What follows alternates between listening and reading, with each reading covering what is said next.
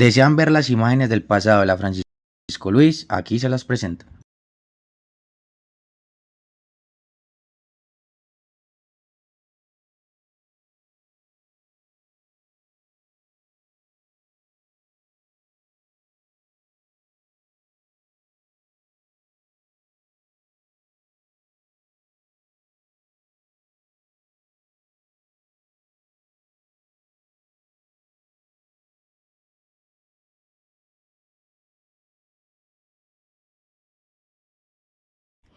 ¿Tú conoces la historia de la Francisco Luis? ¿No la conoces? En este video te la presento. Deseo contarles la historia de la Francisco Luis.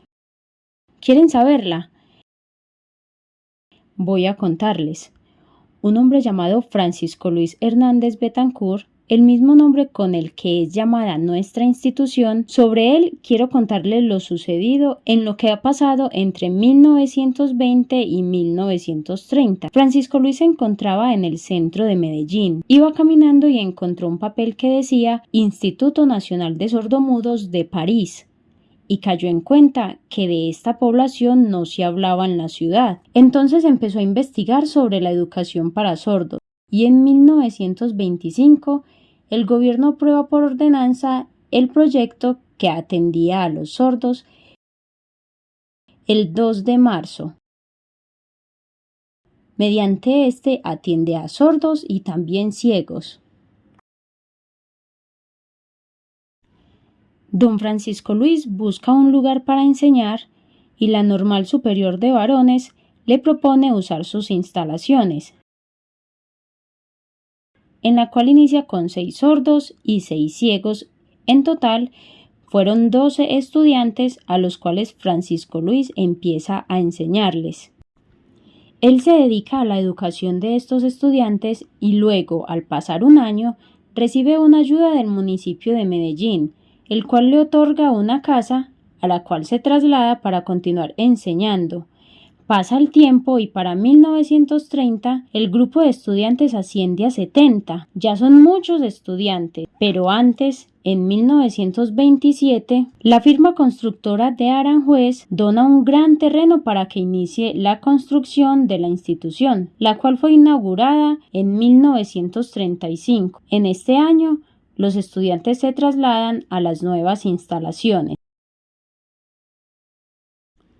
Un año después, en 1936, don Francisco Luis, docente y rector del Colegio de Ciegos y Sordos, fue invitado por los gobiernos de 3 países, Costa Rica, Ecuador y Venezuela, pues se habían dado cuenta de la educación impartida para los ciegos y sordos y querían conocer el proceso.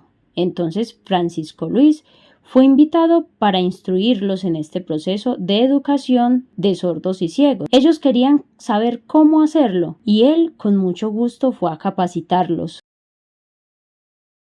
A la escuela de ciegos y sordos asistían muchas personas y 22 años después la institución había crecido más y más. Habían hombres y mujeres. Entonces solicitaron a las hermanas de la sabiduría impartir la educación para las mujeres. De esta forma se dividen y para 1956 se da inicio al Instituto Montfort en el municipio de Bello, las cuales 30 años después se incluyen nuevamente a las instalaciones de la Francisco Luis. El señor Francisco Luis trabajaba arduamente 40 años y por la edad, ya estando muy adulto de 68 años, decide dejar a cargo de la institución a los hermanos de San Gabriel, quienes continúan con las actividades educativas. Nuestra institución originalmente era llamada como Escuela de Ciegos y Sordomudos. Luego, en 1984, el gobierno, en reconocimiento a la labor de don Francisco Luis, cambia el nombre a Escuela de Ciegos y Sordos Francisco Luis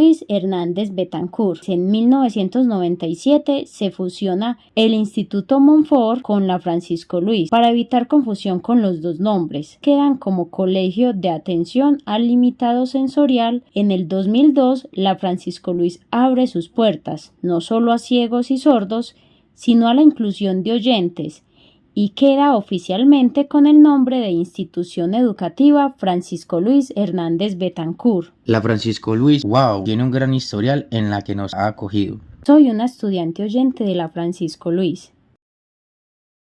y me encanta compartir con la comunidad sorda.